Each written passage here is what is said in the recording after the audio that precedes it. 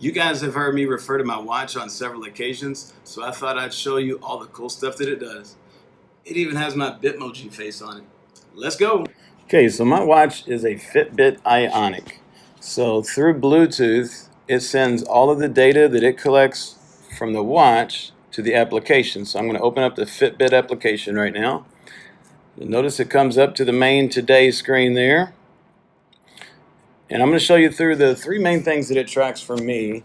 First and foremost, it is a pedometer or activity tracker. So it measures all of my steps. So if I click on this little box here where my steps are, it's going to open up and give me a record of all the steps that I've taken. So if I swipe down, you can see every time I get a star there, that means I have achieved my goal of 10,000 steps. So if you go back here, you notice I've not been very active in the last couple weeks. So it's kind of an indication to me right now that I probably need to get out there and be a little bit more active. But you'll see it pretty active over the time. So I can also click on the graph there. I'm going to touch those double arrows at the top, and it's going to give me some more data. And I've clicked on the 1 year. So that's my average amount of steps for 1 year. So we know that you need to take 10,000 steps per day to be considered active. So over the course of this year, my average is 10,436 steps. So that indicates to me that I'm active. So I can also break that up into the months. But for the most part, I use the year. And now I'm going to swipe to the left here, and you're going to be able to see I've been a Fitbit user for several years now, so I can go back and check different years. So last year, 10,500, pretty consistent. 10,000 again. And I can swipe back through several years because I've been using Fitbit for a while, all the way to 2003, or 13 rather. So this device here helps me track how many steps that I take on any given day because it's an activity tracker. Now I'm going to swipe down to where the heart is beating there, because the other thing I use for this is it tracks my heart rate. And the important heart rate to me is my resting heart rate. Your resting heart rate is how fast your heart beats when you're at rest. And what this does is I wear it to sleep, so it's always on my wrist, and it measures my heart rate while I am sleeping. So if you can see today, my resting heart rate was 59. Anytime I get in the 59s, I'm feeling really good about myself. But as long as it's in the 60s, it's typically pretty good. So I can also touch on the double arrows there, and it's going to log. This is this month's average, but I'm going to go back to the year because I like to have long data. And over the course of the year, my resting heart rate was 60 beats per minute. And there again, as long as it's below 65, I'm pretty good with that. If it made a large jump up, then that might give me reason to maybe be concerned that there could be something going on with my heart, because I have a family history of heart disease. My dad died of a heart attack, so it's really, really important for me to keep track of my heart. So I can also swipe and get data throughout the years. So stay pretty consistent at 63 to 60 beats per minute.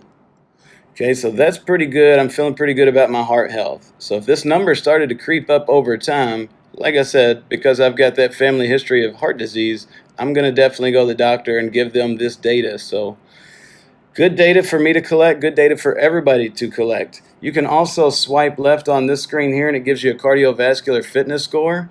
Very proud to say that mine's in the very good to excellent. I've been trying really hard to move that up. I've done a lot of more exercise, but I really can't get it much higher than that. But the cardio fitness score is pretty fun. It's pretty fun to, I think it measures your VO2 max. Okay, so I'm going to go back, and now we've measured steps, we've measured resting heart rate, and now the other thing that I look at on a consistent basis is the sleep. So that is the one thing that I know I need to do to improve more than anything else. So I want to show you the data that I collect here, and I'm not really proud of it. You're going to see that I don't get as much sleep as I'd like to. I wake up super early and I just can't go back to sleep.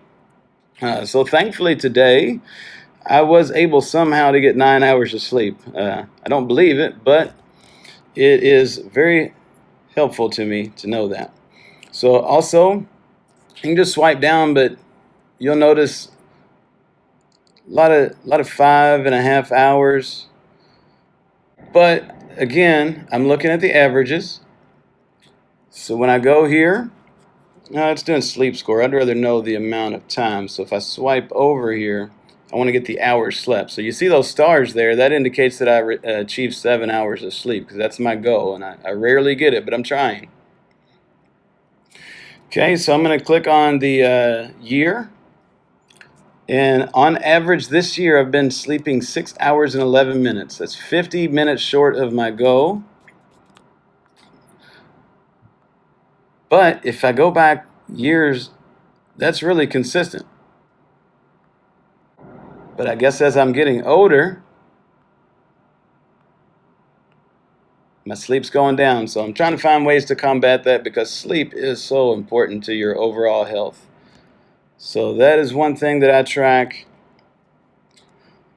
to help me maintain a healthy lifestyle. So there are other things on here also. So if you want to track your mindfulness, we've done lessons about mindfulness, and I could use Fitbit. I do not, because you got to subscribe to the premium to get more sessions and stuff. So I've done it before, but you pretty much got to do the same thing, and that gets boring. So for meditation, I go to YouTube, but I also use a couple different apps, and I bounce around from different things for that. So I'd like to have a track record of that. I do this from time to time, but I think I've told you all before, I'm not a super, really into running, so I don't go out and run much. I will do it, and there are times where I'll get into a little phase, but for the most part, I might go out on a formal run for maybe like 10 days of the year.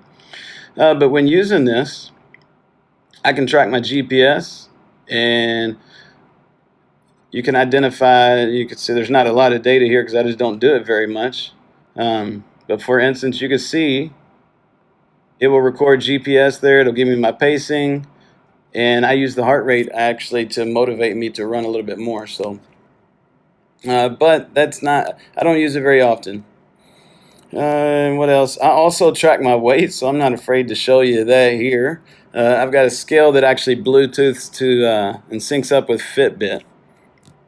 Not that it's really important, but the data over time is helpful for me. So this is my weight. I pretty much get on the scale every single day, and you can see that I'm trying to maintain my weight right around 170 pounds. So I am going to click on the arrows here and kind of see my trend over the year there. And for the whole year, I've stayed right close to 170. See if it gives me any more data. Yep. So 174, 171, stayed pretty consistent. And if that number, typically when you get older, your weight, you slowly increase and you don't really know it. So when I look back at the year, I can see that year there, obviously I was 175, but I've went down. So if that number started going up, then I would probably start making more of an effort, making sure I'm eating a little bit better. But I can tell you, we've shared OptUp, the app OptUp, the Kroger app, or the app that syncs up with Kroger called OptUp, and I probably started using it around here, and I can tell you during this time here, in 2019, I started eating a lot healthier, so I think that has contributed towards me losing about 5 pounds. And I continue that because OptUp really helps us eat healthy. So there's nothing down there in the bottom of the tray that interests me. That's all the stuff that interests me on this app. A lot of data, though, to help me maintain a healthy lifestyle. So you have to have a Fitbit device to have this app work for you. There are pedometers that you can get. They are getting pretty cheap. There are activity trackers that come in like bracelet forms. I've got one that measures heart rate, but Fitbit is coming out with a lot of different stuff that can get you in probably a good positive price range if you want to get one. I would definitely recommend it. I can't imagine what it would be like if I didn't have it. So that is my watch, everybody. I hope you have enjoyed all the data that I take off of it, and I hope you'll consider getting one similar to it. Alrighty.